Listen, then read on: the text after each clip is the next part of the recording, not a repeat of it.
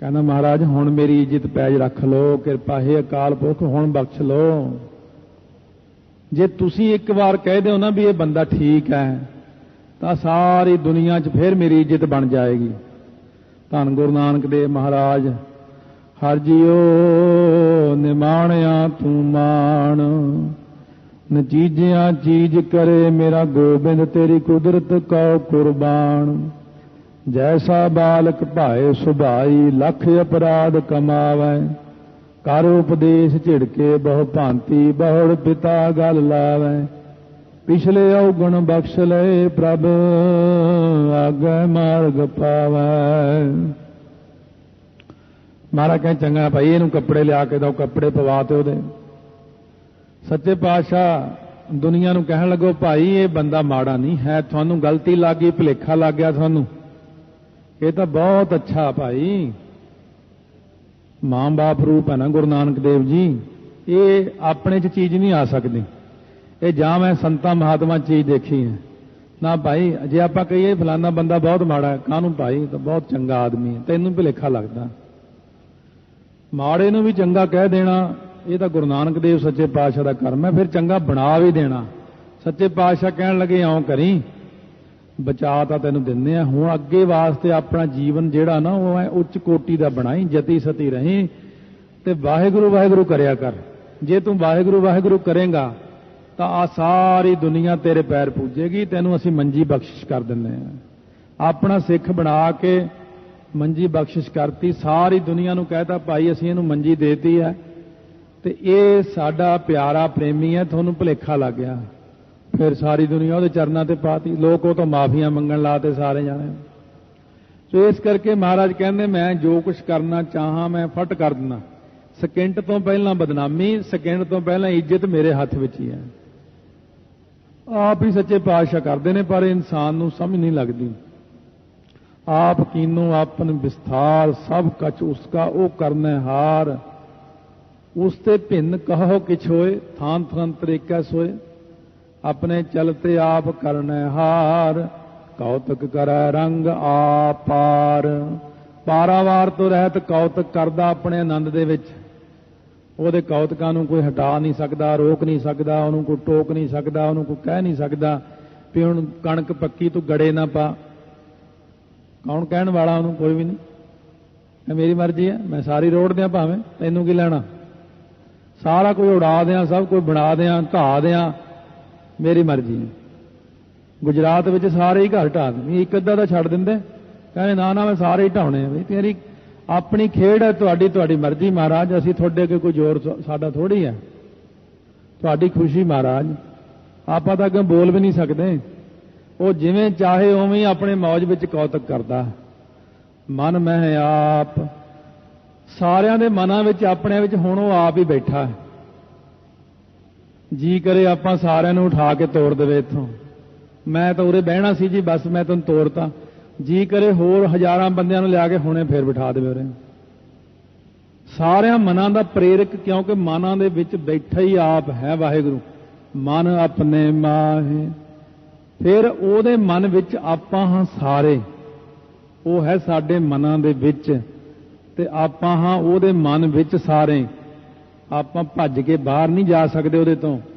नानक कीमत कहन ना जाए। महाराज कहते ਉਹਦੀ कीमत वाहिगुरू ਦੀ कोई नहीं कह सकता, ना कोई पिछे कह सकिया, ना कोई अगे नूं कह सकेगा। वो वाहिगुरू है कैसा जी? सत सत सत प्रभ स्वामी। स्वामी मालक वाहिगुरू तिन्ना कालां दे विच सत है, पिछे भी अज भी आउण वाले समय विच सत रूप है। गुरप्रसाद किनै वखियानी। गुरु की किरपा नाल ये गल किसे किसे बंदे ने कही है कि वाहिगुरू कैसा है? आद सच जुगाद सच है भी सच, नानक होसी भी सच। वो वाहिगुरू सतरूप है, ये किसे किसे ने कहा। फिर जो कुछ उन्हें किया गलत नहीं किया। सच सच सच सब कीना। जो कुछ किया पिछे हुण अगे नूं जो भी उन्हें करना है, ਉਹਨੇ ਸਾਰਾ ਕੁਝ ਸੱਚ ਹੀ ਕਰਨਾ। ਕਹਿਣ ਦੀਆਂ ਗੱਲਾਂ ਨੇ ਵੀ ਮਹਾਰਾਜ ਨੇ ਇਹ ਠੀਕ ਨਹੀਂ ਕੀਤਾ, ਲਿਆਓ ਤਾਂ ਕਿਹੜੀ ਗੱਲ ਤੁਸੀਂ ਕਹਿੰਦੇ ਹੋ ਗਲਤ ਹੈ।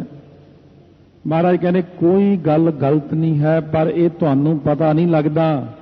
ਕੋਟ ਮੱਧੇ ਕਿਨੈ ਬਿਰਲੇ ਚੀਨਾ, ਇਹ ਕਰੋੜਾਂ ਵਿੱਚੋਂ ਕਿਸੇ ਇੱਕ ਅੱਧੇ ਬੰਦੇ ਨੇ ਜਾਣਿਆ ਕਿ ਵਾਹਿਗੁਰੂ ਨੇ ਠੀਕ ਕੀਤਾ।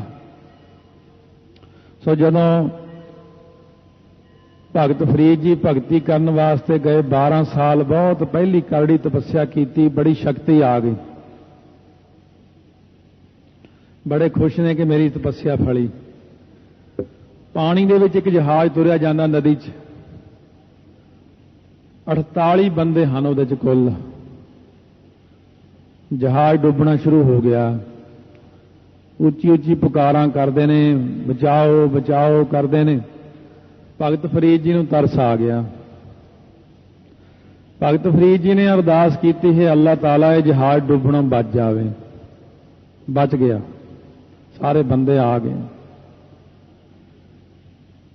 ਆਕਾਸ਼ਬਾਣੀ ਹੋਈ, ਭਗਤ ਫਰੀਦ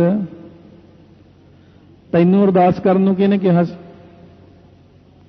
ਪਹਿਲਾਂ ਸਾਤੋਂ ਪੁੱਛ ਤਾਂ ਲੈਂਦਾ, ਸਾਡੇ ਸਾਹਮਣੇ ਜਹਾਜ਼ ਡੁੱਬਦਾ ਸਾਨੂੰ ਵੀ ਦਿਖਦਾ। ਕਹਿੰਦੇ 48 ਪਾਪੀ ਬੰਦੇ ਮੈਂ ਡੁਬੋ ਕੇ ਮਾਰਨੇ ਸੀ, ਇਹਨਾਂ ਨੇ ਬੜੇ ਭਾਰੀ ਗੁਨਾਹ ਕੀਤੇ ਹੋਏ ਸੀ ਤੇ ਤੂੰ ਬਚਾ ਲੈਣ। ਕਹਿੰਦੇ ਚੰਗਾ, ਜਿੰਨੀ ਤੇਰੀ ਤਪੱਸਿਆ ਦਾ ਫਲ ਸੀ 12 ਸਾਲ ਦਾ, ਉਹ ਤਾਂ ਇਹਨਾਂ 48 ਨੂੰ ਮਿਲ ਗਿਆ, ਹੁਣ ਤੂੰ ਹੋ ਗਿਆ ਖਾਲੀ। ਹੁਣ ਤੂੰ 48 ਸਾਲ ਭਗਤੀ ਕਰ, ਤਾਂ ਜਾ ਕੇ ਤੈਨੂੰ ਦਰਸ਼ਨ ਹੋਣਗੇ। ਹੁਣ ਮਹਾਰਾਜ ਕਹਿੰਦੇ ਨੇ ਮੈਂ ਜੋ ਕਰਦਾ ਮੈਂ ਤਾਂ ਠੀਕ ਹੀ ਕਰਦਾ, ਪਰ ਤੁਹਾਨੂੰ ਨਜ਼ਰੇ ਆਉਂਦਾ ਕਿ ਪਰਮੇਸ਼ਰ ਗਲਤ ਕਰ ਰਿਹਾ। ਕਹਿੰਦੇ ਪਹਿਲਾਂ ਆ ਕੇ ਦੇਖੋ ਤਾਂ ਸਹੀ, ਇਸ ਬੰਦੇ ਦੀ ਫਾਈਲ ਤਾਂ ਦੇਖੋ, ਇਹ ਕਿੰਨਾ ਗਲਤ ਕਿਸਮ ਦਾ ਆਦਮੀ ਹੈ। ਇਸੇ ਕਰਕੇ ਤੇ ਬੰਦੇ ਨੂੰ ਮੈਂ ਇੰਨੀ ਸਜ਼ਾ ਦਿੱਤੀ ਹੈ। ਭਲਾ ਭਲਾ ਭਲਾ ਤੇਰਾ ਰੂਪ, ਇਹ ਵਾਹਿਗੁਰੂ ਤੇਰਾ ਸੋਹਣਾ ਰੂਪ ਜਿਹੜਾ ਨਾ ਤਿੰਨਾਂ ਕਾਲਾਂ ਵਿੱਚ ਹੀ ਭਲਾ ਹੈ, ਤੂੰ ਕਦੇ ਮਾੜਾ ਨਹੀਂ ਕਰਦਾ, तू तो सदा ही साडा भला करदा है। तुम करो भला हम भलो ना जानै, तुम सदा सदा दयाला, तुम सुखदाई पुरख विधाते राखो अपने बाला।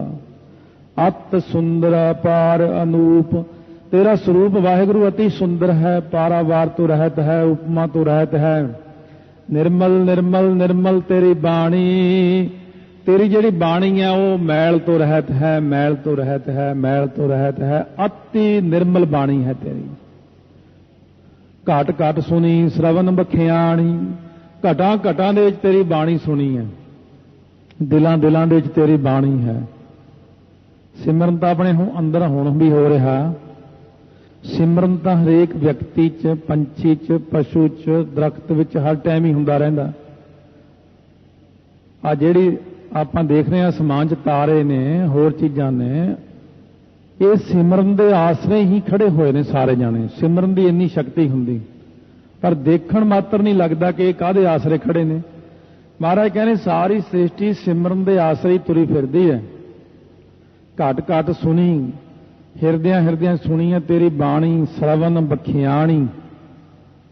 ये जिहड़ी तेरी बाणी है ना, ये कन्नां दे विच साडे आ करके बाणी तेरी जिहड़ी श्रवण होई है, सानू कथन कीती है जिहड़ी तुसीं बाणी।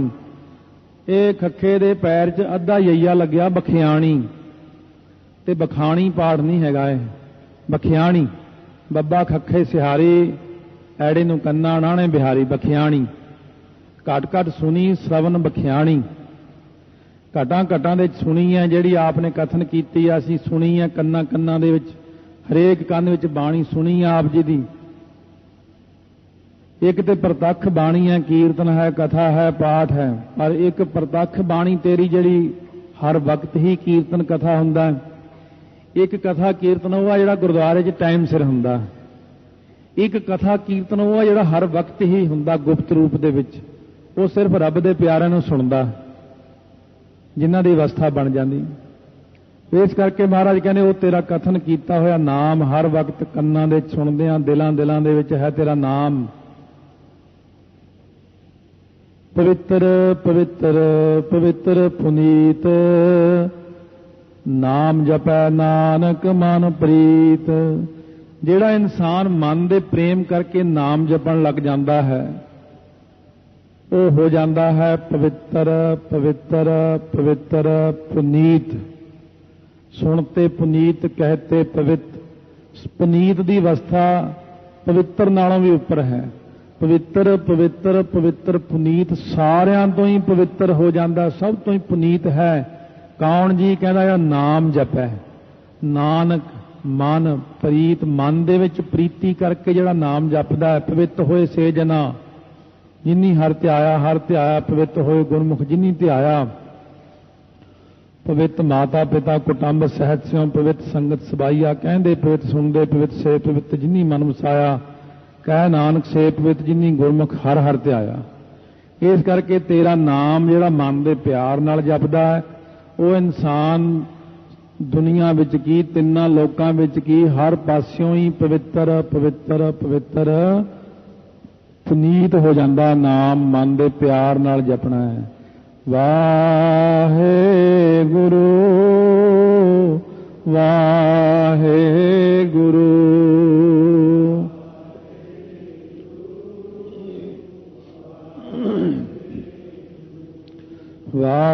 ਵਾਹਿਗੁਰੂ ਵਾਹਿਗੁਰੂ। ਸਰਨ ਜੋ ਜਨ ਪਰੈ ਸੋ ਜਨ ਉਧਰਨਹਾਰ। ਸੰਤ ਕੀ ਨਿੰਦਾ ਨਾਨਕਾ ਬਹੁਰ ਬਹੁਰ ਅਵਤਾਰ।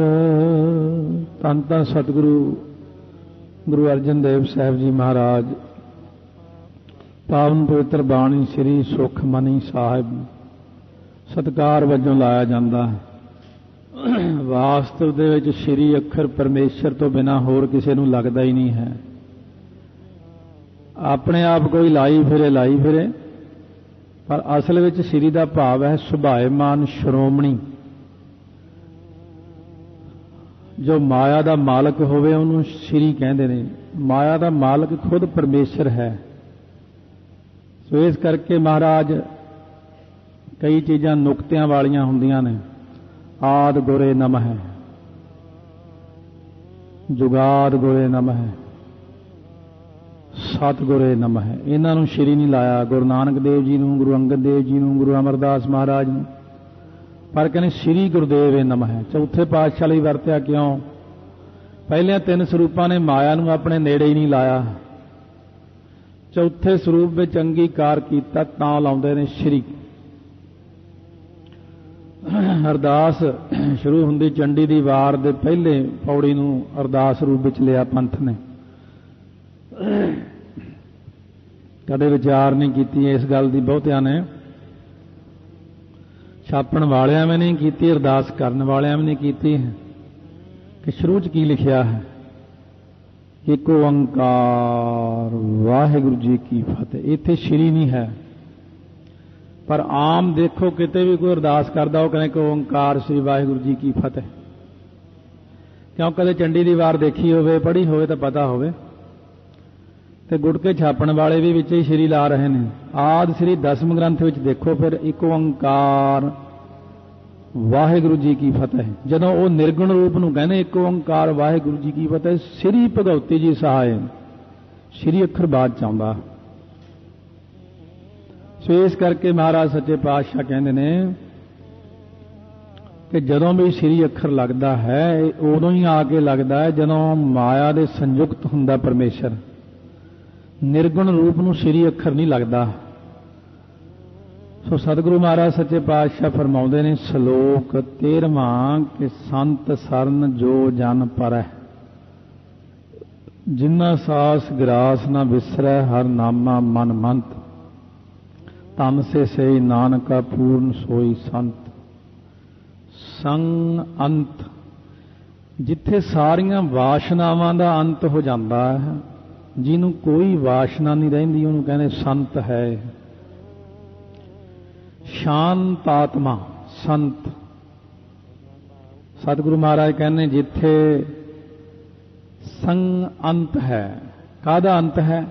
ਜਿੱਥੇ ਸੰਸਾਰ ਦਾ ਅੰਤ ਹੈ ਉੱਥੋਂ ਸੰਤ ਦੀ ਜ਼ਿੰਦਗੀ ਸ਼ੁਰੂ ਹੁੰਦੀ ਹੈ। सो इस गल का कदे विचार नहीं किया भी संत का मतलब की है। संसार जिथे जाके उहदे हिरदे चों मुक जाता है, विषयां तो मुक्त हो जाता है, स्वादां तो परे हो जाता है, ब्रह्मलीन हो जाता है, जिउंदे जी उहनूं कहंदे संत। सतगुरु का रूप ही बन जाता है, अभ्यास कर करके श्रोमणी महात्मा के रूप में आ जाता। संत सरन जो जन पर है, महात्मा की शरण में यह जे गुरमुखां की शरण में जिहड़ा बंदा पै जाता है, सो जन उधरन हार, वो दुनिया दे विचों तरन दे योग बन जाता है। कईयां नूं इस गल ते ये सुनी सुनाई गल ते बड़ी अलर्जी हो जाती, संत अखर तो साधु अखर तो। असल विच किसी नूं कोई भी सोझी नहीं हुंदी, हरेक गल दे उत्ते किंतु परंतु चलदा ही रहिंदा। पर आपां ने इन्हां दोनां ही कम्मां तो निर्लेप होके एक पासे बैठ के अपने मार्ग नूं चंगी तरह देखना है कि आपां संसार दे मगर नहीं लगना, आपां निंदा चुगली विच नहीं पैना, किसी नूं माड़ा नहीं कहना, क्योंकि किसी नूं माड़ा कहण करके अपने मन दे उत्ते बड़ा गंदा प्रभाव पैंदा। किसी की निंदा करने करके मन की एकाग्रता घटती है। तो महाराज कहने निंदा नहीं करनी, निंदा भली किसी की नाही, मन मुख मुग्ध करन, संत की निंदा नानका बहुर बहुर अवतार। हुण ऐसे संत महात्मा की निंदा करदियां करदियां फिर बार बार जन्म लैंदा इंसान, क्योंकि उन्हें पता तो है नहीं कि है कौन। मन्ने की गत कही न जाए, जे को कहे पिछे पछताए, कागद कर्म न लिखण हार, मन्ने का बह कन विचार। वो नहीं जानता कि कौन है, इसकी कला की है, इसकी शक्ति की है, कर की सकता है। महाराज कहने इसे करके भेख तो भी डरना चाहिए। लिबास पता नहीं हुंदा किहड़े वेले कौन आ जावे, विच कित्थे कौन बैठा, ये बारे आपां नूं ज्ञान नहीं। नकली भी बहुत ने विच ते असली भी कद्दा कोई आ जाता। जदों गुरु नानक देव जी महाराज सच्चे पातशाह सज्जन ठग दे कोल गए, प्रशादा लियाए, छकिया नहीं, गर्म पानी लियाए, चरण धोने। महाराज कहने नहीं असी थके नहीं होए, कोई गल नहीं, असी नहीं धोने चरण। फिर कहन लगे दुध तो पी लो जी, थके होने दुध पी लो, घ्यो पा के लिया दुध विच। महाराज कहने नहीं भाई दुध भी नहीं पीना है, क्योंकि वह हरेक चीज जहर पा लिया। सो उस वक्त गल्लां बातां करदियां करदियां गुरु नानक देव जी ने एक वचन किया सज्जन ठग नूं। कहंदे कदे कदे शिकारी जिहड़ा मच्छियां पकड़दा हुंदा ना, बदक,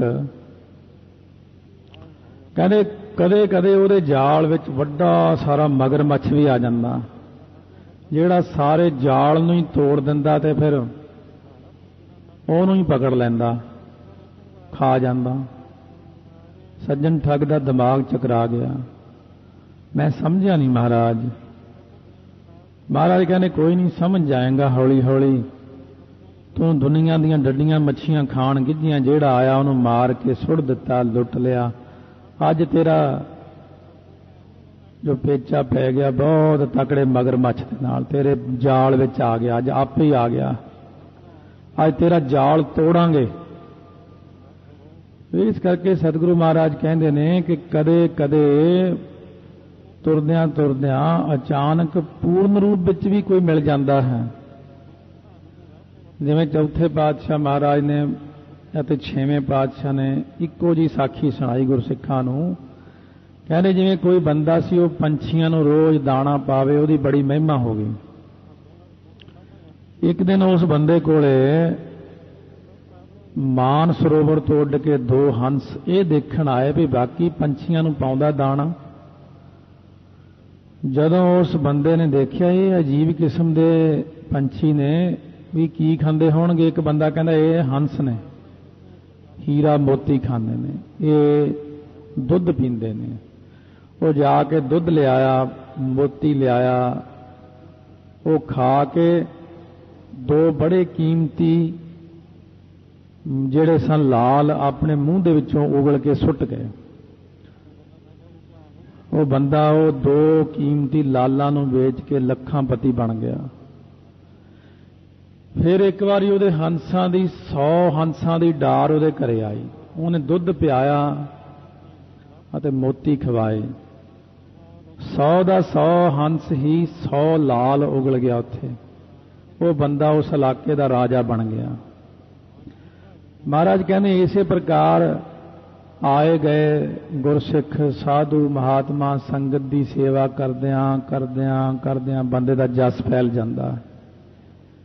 कहने फिर नकली आने शुरू होंदे ने भी उत्थे बड़े पैसे मिलते, लंगर मिलता, कपड़ा मिलता। नकली आउंदियां आउंदियां फिर एक दिन असली भी आ जाता। कहने फिर महाराज की बख्शिश हुंदी है। चौथे पातशाह ते 6वें पातशाह ने यह साखी सुनाई गुरसिखां नूं भाई सेवा करदियां तुसीं ये ना देखो कि ठग है कि चोर है कौन है। तुसीं तां रब रूप जान के संगत की सेवा करनी है। इउं ना क्या करो इहनूं तां मैं जानदा, ये तां बंदा बड़ा खराब है। महाराज कहने ब्रह्म रूप जान के सब की सेवा करी चलो। निंदा ना करो किसी की भी, निंदा भली किसे की नाही। मनमुख मुग्ध करन, माड़ा नहीं कहना किसी नूं अपने मूँह दे नाल। ਜਿਹੜਾ ਇਨਸਾਨ ਮਾੜਾ ਕਹਿੰਦਾ ਹੈ ਕਿਸੇ ਨੂੰ ਉਹ ਸੰਤ ਰੂਪ ਨਹੀਂ ਬਣ ਸਕਦਾ। ਇਸ ਕਰਕੇ ਸਾਧੂ ਦੇ, ਗੁਰਮੁਖ ਦੇ, ਸੰਤ ਦੇ ਲੱਛਣ ਨੇ ਕਿ ਉਹ ਕਿਸੇ ਨੂੰ ਮਾੜਾ ਕਹਿੰਦੇ ਹੀ ਨਹੀਂ। ਉਹ ਕਹਿੰਦੇ ਸਭ ਚੰਗਾ ਹੈ ਕਿਉਂਕਿ ਆਪ ਸਤ ਕੀਆ ਸਭ ਸਤ। ਬਣਾਇਆ ਤਾਂ ਵਾਹਿਗੁਰੂ ਨੇ ਹੀ ਹੈ, ਚਾਹੇ ਉਹ ਬੰਦਾ ਠੱਗ ਹੈ, ਨਕਲੀ ਹੈ, ਕੈਸਾ ਵੀ ਹੈ, ਬਣਾਇਆ ਤਾਂ ਰੱਬ ਨੇ ਹੈ। ਉਹਨਾਂ ਦੀ ਬਿਰਤੀ ਇੰਨੀ ਉੱਚੀ ਚਲੀ ਜਾਂਦੀ ਹੈ ਕਿ ਉਹ ਮਨ ਦੇ ਅੰਦਰ ਲਿਆਉਂਦੇ ਹੀ ਨਹੀਂ, ਕੋਈ ਰੱਖ ਜੇ ਕੋਈ ਲੈ ਜੇ। ਬਹੁਤ ਉੱਚੀ ਬਿਰਤੀ ਦੇ ਮਾਲਕ ਸਾਧੂ ਦੀ ਅਸ਼ਟਪਦੀ, ਫਿਰ ਬ੍ਰਹਮ ਗਿਆਨੀ ਦੀ ਅਸ਼ਟਪਦੀ, ਫਿਰ ਸੰਤ ਮਹਾਤਮਾ ਦੀ ਅਸ਼ਟਪਦੀ ਕਥਨ ਕਰਦੇ। ਹੁਣ ਅਸ਼ਟਪਦੀ 8 ਪੌੜੀਆਂ ਹਨ। ਸੰਤ ਕੈ ਦੁਖਨ ਆਰ ਜਾ ਘਟੈ। ਸੰਤ ਵਿੱਚ ਦੋਸ਼ ਆਰੋਪਣ ਵਾਲਾ ਜਿਹੜਾ ਬੰਦਾ ਹੈ, ਸੰਸਾਰ ਨੂੰ ਇਸ ਗੱਲ ਦੀ ਔਖਿਆਈ ਹੁੰਦੀ ਹੈ। ਇਸ ਟਾਈਮ ਆਪਾਂ ਜਿੰਨੇ ਗੁਰਦੁਆਰਾ ਸਾਹਿਬ 'ਚ ਆ ਜਾਂਦੇ ਆ, ਜੇ ਕਹਿ ਲਈਏ ਵੀ ਤੁਸੀਂ ਵੀ ਸਾਰੇ ਸੰਤ ਹੀ ਬੈਠੇ ਹੋ। ਜਿਹੜਾ ਗੁਰਦੁਆਰੇ ਆਉਂਦਾ, ਬਾਣੀ ਪੜ੍ਹਦਾ, ਅੰਮ੍ਰਿਤ ਵੇਲੇ ਉੱਠਦਾ, ਹੋਰ ਸੰਤ ਦੇ ਲੱਛਣ ਕੀ ਹੁੰਦੇ ਨੇ? ਪਰ ਇਹ ਦੇਖੋ ਵੀ ਲੋਕਾਂ ਨੂੰ ਕਿੰਨੀ ਈਰਖਾ ਹੁੰਦੀ ਸੰਸਾਰ ਦੇ। ਅਗਲਾ ਕਹਿੰਦਾ ਇਹ ਤੁਰੇ ਹੀ ਰਹਿੰਦਾ, ਸਵੇਰੇ ਜਾਂਦਾ, ਸ਼ਾਮ ਨੂੰ ਕੋਈ ਕੰਮ ਨਹੀਂ, ਚਿੱਟੇ ਕੱਪੜੇ ਪਾ ਕੇ ਰੱਖਦਾ, ਇਹ ਗਾਤਰਾ ਪਾਈ ਫਿਰਦਾ, ਇਹ ਅੰਮ੍ਰਿਤ ਛਕੀ ਫਿਰਦਾ, ਇਹ ਫਲਾਨਾ ਕੰਮ ਕਰਦਾ। ਇਸ ਗੱਲ ਨੂੰ ਲੈ ਕੇ ਸੁਤੇ ਸਿੱਧੀ ਸੰਸਾਰ ਦੇ ਅੰਦਰ ਈਰਖਾ ਹੁੰਦੀ। ਇਹ ਕਿਉਂ ਜਾਂਦਾ ਉਧਰ ਨੂੰ?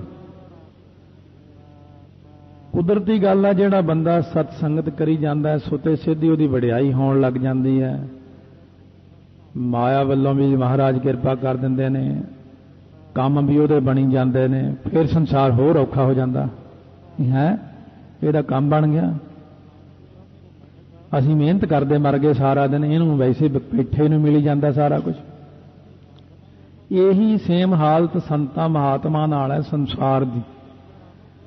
ਆਪਾਂ 5 ਬਾਣੀਆਂ ਪੜ੍ਹਦੇ ਹਾਂ, ਰਹਿ ਰਾਸ ਕੀਰਤਨ ਸੋਲਾ, ਇੱਕ ਸੁਖਮਨੀ ਸਾਹਿਬ ਦਾ ਪਾਠ ਦਾ, ਆਪਣੇ ਉੱਤੇ ਇੰਨੀ ਕਿਰਪਾ ਹੋਈ ਜਾਂਦੀ ਹੈ। ਤੇ ਜਿਹੜਾ 24 ਘੰਟੇ ਹੀ ਬਾਣੀ ਪੜ੍ਹੀ ਜਾਂਦਾ ਉਹਦੇ ਤੇ ਕਿੰਨੀ ਹੋਵੇਗੀ?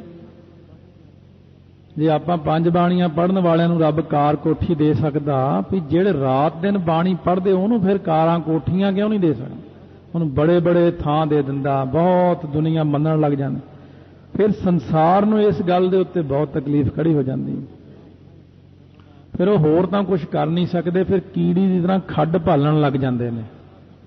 ਖੱਡ ਭਾਲਦੇ ਆ, ਫਿਰ ਨਿੰਦਿਆ ਕਰਦੇ ਨੇ, ਮਾੜਾ ਕਹਿੰਦੇ ਨੇ, ਇਹ ਚੰਗਾ ਨਹੀਂ ਕਰਦੇ, ਦੁਨੀਆ ਲੁੱਟ ਕੇ ਖਾ ਗਏ, ਐਂ ਕਰਕੇ। ਦੁਨੀਆ ਤਾਂ ਆਪਾਂ ਨੂੰ ਨਹੀਂ ਬਖਸ਼ ਰਹੀ। ਇਹ ਤਾਂ ਕਹਿੰਦੇ ਵੀ ਆ ਫਲਾਨਾ ਜਾਣਾ ਸਾਰਾ ਹੀ ਇਹ ਖਾ ਗਿਆ, ਉਹ ਖਾ ਗਿਆ। ਸੋ ਮਹਾਰਾਜ ਕਹਿੰਦੇ ਨੇ ਆਪਾਂ ਦੁਨੀਆ ਦੇ ਮਗਰ ਲੱਗ ਕੇ ਨਿੰਦਕ ਨਹੀਂ ਬਣਨਾ। ਵੱਡੀ ਗੱਲ ਜਿਹੜੀ ਹੈ ਵੀ ਆਪਾਂ ਨਿੰਦਾ ਨਹੀਂ ਕਰਨੀ ਕਿਸੇ ਦੀ ਵੀ। ਅਸੀਂ ਕਹਿੰਦੇ ਆ ਜੋ ਕੋਈ ਕਰਦਾ ਵਾਹਿਗੁਰੂ ਦੇ ਹੁਕਮ ਵਿੱਚ ਕਰਦਾ, ਬਸ ਕੋਈ ਕੁਝ ਵੀ ਕਰਦਾ। ਮਹਾਰਾਜ ਕਹਿੰਦੇ ਜੇ ਆਪਾਂ ਦੋਸ਼ ਆਰੋਪਣ ਲੱਗ ਜਾਈਏ ਸਾਰਿਆਂ ਦੇ ਵਿੱਚ ਤਾਂ ਸੰਤ ਕੈ ਦੁੱਖਨ ਆਰਜਾ ਘਟੈ, ਬੰਦੇ ਦੀ ਉਮਰ ਹੀ ਘਟ ਜਾਂਦੀ ਹੈ ਉਹਦੀ, ਜਿਹੜਾ ਸੰਤਾਂ ਵਿੱਚ ਦੋਸ਼ ਆਰੋਪਦਾ ਹੈ, ਨਿੰਦਾ ਕਰਦਾ ਹੈ। ਸੰਤ ਕੈ ਦੁੱਖਨ ਜਮ ਤੇ ਨਹੀਂ ਛੁਟੈ। ਹੁਣ ਸੰਤਾਂ ਵਿੱਚ ਦੋਸ਼ ਆਰੋਪਣ ਕਰਕੇ ਜਮਦੂਤ ਉਹਦਾ ਖਹਿੜਾ ਨਹੀਂ ਛੱਡਦੇ, ਜਮਦੂਤ ਉਹਨੂੰ ਰਾਤ ਦਿਨ ਪਕੜੀ ਫਿਰਦੇ ਨੇ ਪਈਏ ਇਹਨੇ ਕੀ ਮਾੜਾ ਕੀਤਾ। ਜੇ ਇਹਨੇ ਰਾਤ ਦਿਨ ਸਿਮਰਨ ਕੀਤਾ, ਕੰਮਕਾਰ ਛੱਡ ਕੇ ਤੇਰੇ ਵਾਂਗੂ ਧੰਦਿਆਂ 'ਚ ਤਾਂ ਨਹੀਂ ਫਸਿਆ ਰਿਹਾ ਹੈ, ਨਿੰਦਾ ਕਰਦਾ। ਨਿੰਦਾ ਕਰਨ ਨਾਲ ਜਮਦੂਤ ਖਹਿੜਾ ਨਹੀਂ ਛੱਡਦੇ ਬੰਦੇ ਦਾ। ਸੰਤ ਕੈ ਦੁੱਖਨ ਸੁਖ ਸਭ ਜਾਏ। ਸੰਤਾਂ ਵਿੱਚ ਦੋਸ਼ ਆਰੋਪਣ ਕਰਕੇ, ਨਿੰਦਾ ਕਰਨੇ ਕਰਕੇ ਬੰਦੇ ਦੇ ਅੰਦਰੋਂ ਆਤਮਿਕ ਆਨੰਦ ਵੀ ਖਤਮ ਹੋ ਜਾਂਦਾ, ਬਾਹਰਲਾ ਆਨੰਦ ਵੀ ਖਤਮ ਹੋ ਜਾਂਦਾ, ਕਿਉਂਕਿ ਇਹ ਹਮੇਸ਼ਾ ਨਿੰਦਾ ਕਰਨ ਤੇ ਜ਼ੋਰ ਰੱਖਦਾ। ਵਾਸਤਵ ਦੇ ਵਿੱਚ ਆਪਣਾ ਨਿਸ਼ਾਨਾ ਨਹੀਂ ਹੈ ਨਿੰਦਾ ਕਰਨਾ, ਚੁਗਲੀ ਕਰਨਾ, ਕਿਉਂਕਿ ਆਪਣਾ ਲੰਬਾ ਰਸਤਾ ਪੈਂਡਾ ਤੈਅ ਕਰਕੇ ਆਪਾਂ ਤਾਂ ਆਪਣੇ ਮਸਤ ਹੋ ਕੇ ਆਪਣੇ ਮਾਰਗ ਤੇ ਚੱਲਣਾ ਹੁੰਦਾ, ਨਾ ਕਿ ਆਪਾਂ ਕਿਸੇ ਨਿੰਦਾ ਕਰਨ ਲਈ ਜਨਮ ਲਿਆ। ਸੰਤ ਕੀ ਨਿੰਦਾ ਨਾਨਕਾ ਬਹੁਰ ਬਹੁਰ ਅਵਤਾਰ ਤਾਂ ਵੱਖਰੀ ਗੱਲ ਹੈ। ਜਿਹੜੀ ਇਹਦੇ ਉੱਤੇ ਮਹਾਰਾਜ ਨੇ ਜਿਹੜੀ ਪੰਕਤੀ ਕਹੀ ਹੈ ਕਿ ਨਿੰਦਾ ਭਲੀ ਕਿਸੇ ਕੀ ਨਾਹੀ, ਸੰਤਾਂ ਦੀ ਨਿੰਦਾ ਨਹੀਂ, ਕਿਸੇ ਦੀ ਵੀ ਨਿੰਦਾ ਨਹੀਂ ਕਰਨੀ ਹੈ, ਕਿਉਂਕਿ ਜਿਹੜੀ ਨਿੰਦਾ ਹੈ ਪਰ ਧਨ ਪਰ ਤੀ ਪਰ ਨਿੰਦਾ, ਇਹ ਜਿਹੜੀਆਂ ਤਿੰਨ ਚੀਜ਼ਾਂ ਨੇ ਇਹ ਭਗਤੀ ਦੇ ਵਿੱਚ ਜ਼ਹਿਰ ਨੇ। ਪਰਾਈ ਨਿੰਦਾ, ਨਿੰਦਾ ਅਸਲ ਵਿੱਚ ਉਹ ਚੀਜ਼ ਹੈ ਜਿਹੜੀ ਅਣ ਹੋਇਆ ਦੋਸ਼ ਆਰੋਪਣਾ ਕਿਸੇ ਤੇ। ਪੁਰਾਣੀਆਂ ਕਹਾਵਤਾਂ ਵਿੱਚ ਕਹਿੰਦੇ ਜਿਵੇਂ ਕੋਈ ਬੰਦਾ ਗਊ ਤੁਰੀ ਜਾਂਦੀ, ਗਾਂ ਤੁਰੀ ਜਾਂਦੀ, ਉਹਨੂੰ ਕਹਿੰਦਾ ਦੇਖੋ ਭੇਡ ਜਾ ਰਹੀ, ਤੇ ਭੇਡ ਨੂੰ ਕਹਿੰਦਾ ਇਹ ਗਾਂ ਤੁਰੀ ਜਾ ਰਹੀ ਹੈ, ਇਹਨੂੰ ਕਹਿੰਦੇ ਨਿੰਦਾ।